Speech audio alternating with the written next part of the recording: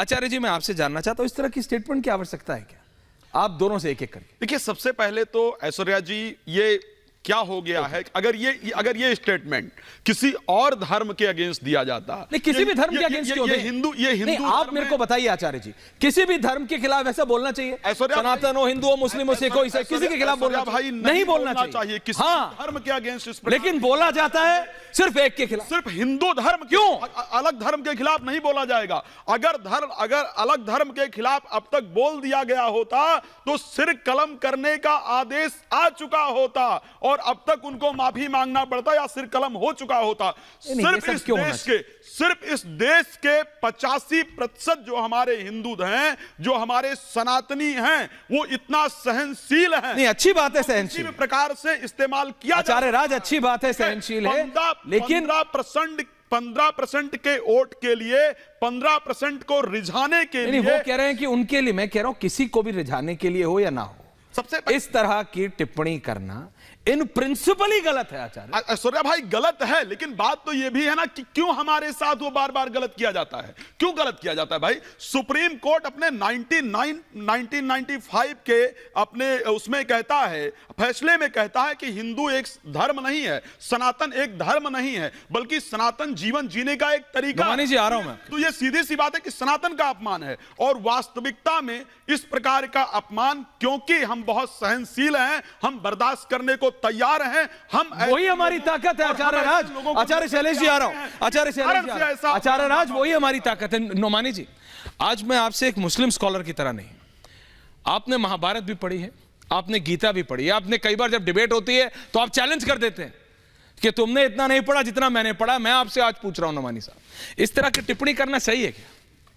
देखिए, असल बात जो है, दक्षिण भारत के संदर्भ में, तमिलनाडु के संदर्भ में, हाँ, ब्राह्मणवाद और हिंदी विरोध और जात पात उन्मूलन का मामला है। हाँ, वो शीर्षक ही जो है वो गलत है। हाँ, जो जिस तरह जो है वो प्रोग्राम हुआ था, उसका शीर्षक ही गलत था कि सनातन उन्मूलन जो है सम्मेलन, इसीलिए वहाँ बोले वो। देखिए, कुछ चीज़ों को लेके जो है, जो हर समाज में वो कुरीतियाँ होती है, अगर आप उसको उन्वान बना के, शीर्षक बना के काम करते हैं तो उसका अलग मैसेज जाता है।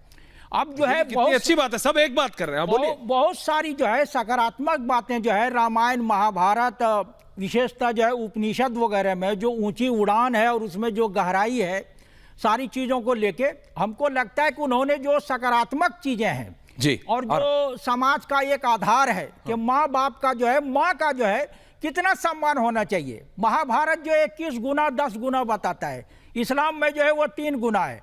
तो आप जो है जब किसी चीज़ को जो है कहते जड़ से उखाड़ के उसको फेंक दो, उन्मूलन कर दो, तो ये शीर्षक ही गलत है। वो कुरीतियों को लेकर जो है, जैसे जानबूझ के इस तरह की चीजें की जाती है। पेरियार ने जो कुछ कहा है और जो अंबेडकर ने जो कुछ कहा है, या जो है ज्योतिबा फूले ने जो कुछ कहा है, वो सारी चीज़ें हमारे सामने मौजूद है। उन्होंने जो है ब्राह्मणवाद का जो है विरोध किया, जाति पाति जो है तोड़ा का और जाति पाति उन्मूलन, उन्होंने पर्चा भी निकाला, मैगजीन भी निकालते थे और जो है संगठन भी बनाया था।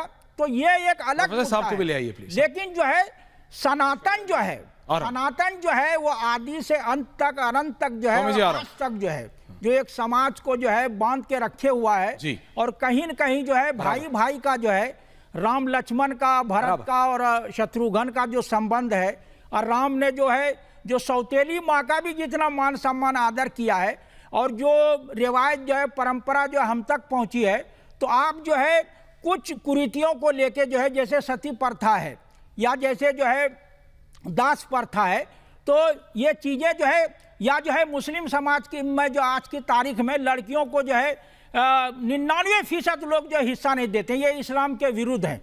तो इन कुरीतियों के खिलाफ जो है, और उस उन्वान से जो है या जहेज के खिलाफ जो है, ये जो है संघर्ष करना, उसको उखाड़ फेंकना अलग चीज़ है। लेकिन जो मूल है और जो सकारात्मक आधार है, उसको जो है अगर शीर्षक उन्वान बना के जो है अगर कोई आदमी जो है ये बात करता है, तो वो जो है लगता है कि जो है वो उसको बहुत ज़्यादा फैला दिया गया है चीज़ों को लेकर।